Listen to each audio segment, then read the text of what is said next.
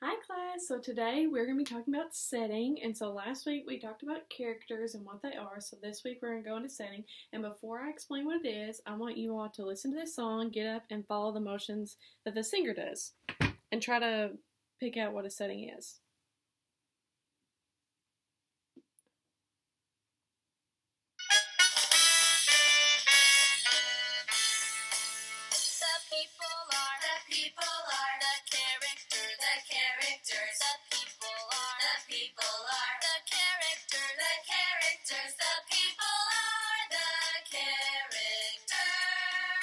Or even dogs or cats or birds.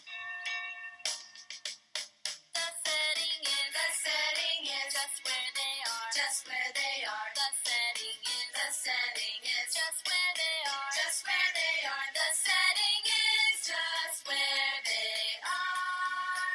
Like in their house or in their car.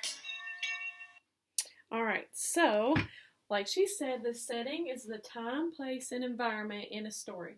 And so the time is when, so it could be like morning, afternoon, or nighttime. The place is where, so it can be on a boat, in your house, maybe in your backyard, or on a park, in a park, anything like that. And the environment is what? So hot, dark, rainy, breezy, so kind of like the weather. Like, is it cold? Is it icy? Like anything like that. And so the setting affects what happens in the story, and the characters react to the setting. And the characters and setting should fit together like a puzzle. So, for example, say the characters in a story are pigs, sheep, and cows, kind of like in a McDonald's. The setting would be probably morning on a farm and it's hot and breezy. And so for us today, we're going to read Celebrating Arizona. And so while I'm reading, I want you all to follow along and kind of think about what the setting is.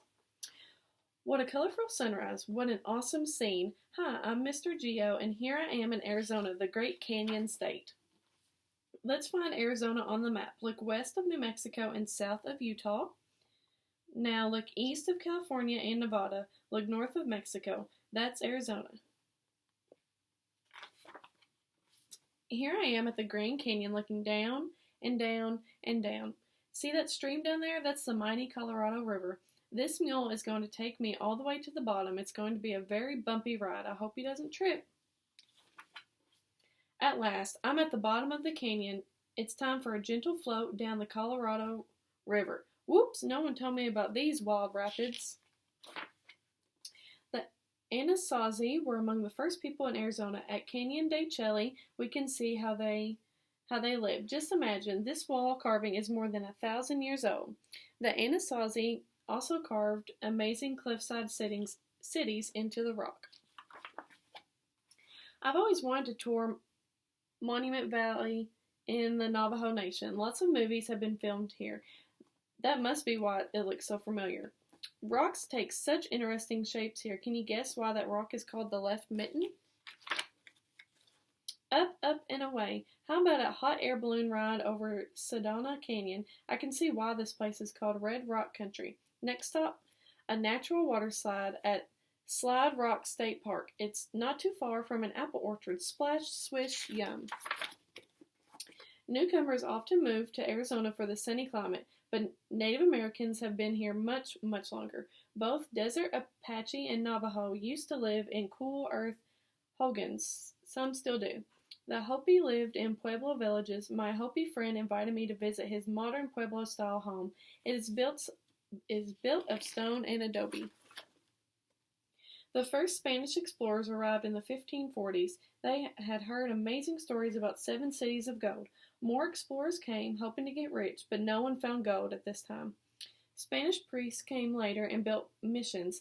The festival at the Mission San Jose de Tumacacora celebrates Arizona's European, Spanish, Mexican, and Native American cultures. What do you think is in this piñata? The town of Tombstone developed around a silver mine in 1877. It was a big part of the Wild West era. Miners, pioneers, cowboys, and outlaws all came seeking adventure. I did too. Climb aboard. Mining is still a big industry in Arizona. The state produces more copper than all other states combined. Today I'm visiting the old Copper Queen mine. This tour is taking me 1,500 feet below ground. About half of Arizona is desert. The Painted Desert in the northeast is stripped in reds, browns, purples, and blues.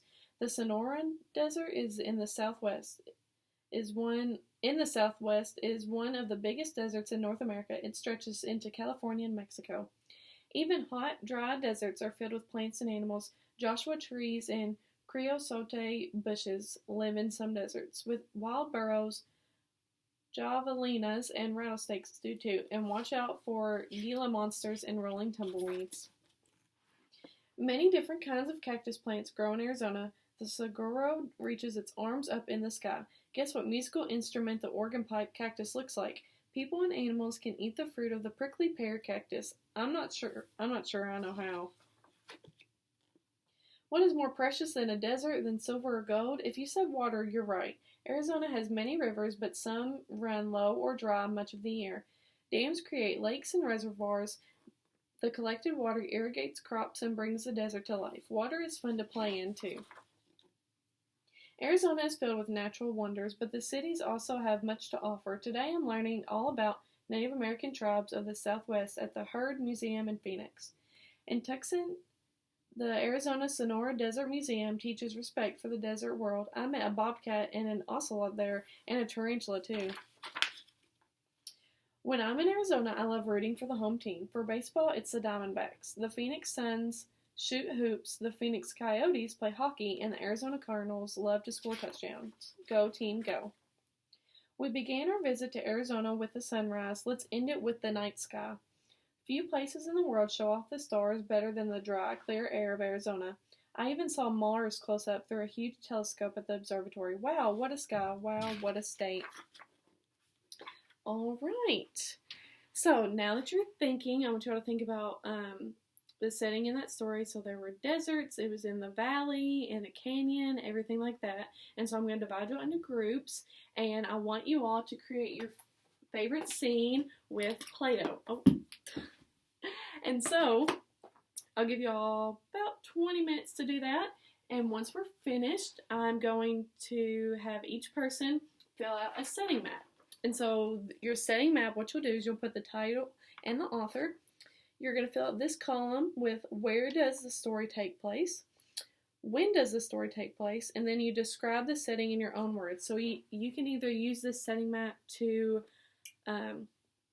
fill it out about the setting you made with the Play-Doh or your favorite setting in the story. So I'll give y'all some time to do that, and once we're done, turn it into me and we'll go on to math. Thanks!